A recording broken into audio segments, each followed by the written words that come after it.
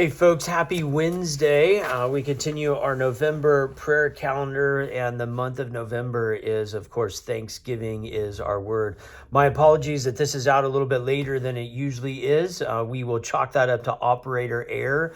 I am the operator. My error was that I got lost in All Saints Day activities yesterday and did not remember until this morning that I did not record this for the next day. So here we are. It is actually Wednesday. When I say happy Wednesday, usually I'm recording these a day ahead at least. But today's Wednesday. We are thankful for God's provision, and that is what the prayer calendar is pointing us to on this day. And the passage is Luke chapter 12, verse 24. So I invite you to turn to Luke chapter 12, 24. And as we turn there, I just remind us that the Gospel of Luke was written to an audience up and around the port city of Antioch, sort of Paul's hometown home base for ministry. And it's a port city, so it's very different than Jerusalem and very different than the fishing villages up around the Sea of Galilee. Much more sort of a metropolitan kind of place. Lots of people, lots of money. It's a port city, things coming in and out. People are not working the land necessarily to make their income or their livelihood. They're more dependent on businesses and that sort of thing in that kind of city. So when we talk about worrying about what we're going to eat or whatnot, if you are a fisherman, you're catching the fish that your family is going to eat.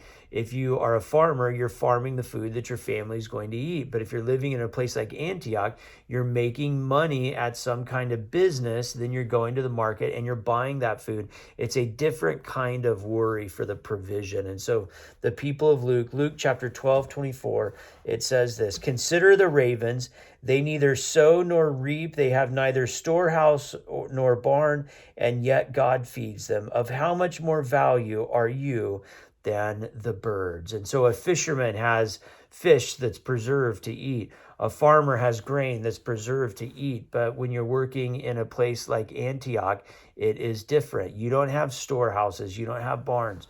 And so the worry about provisions is different. Not to say that the fishermen didn't worry or that the farmers didn't worry. They all did. It was just a different kind of worry.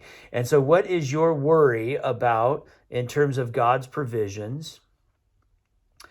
And what is your thankfulness about God's provisions?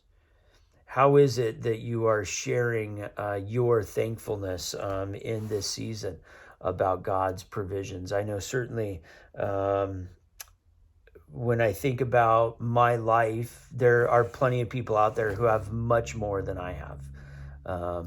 But when I think about the world, and the percentage of people who live on less than like $2 a day, like 40 to 50% of the world's population, the provisions I have far outdistance the majority in our world. And so I try to keep that in perspective.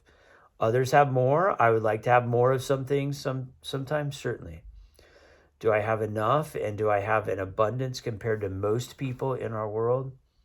Absolutely. Give thanks this day for all that God has provided. God bless. Have a great day.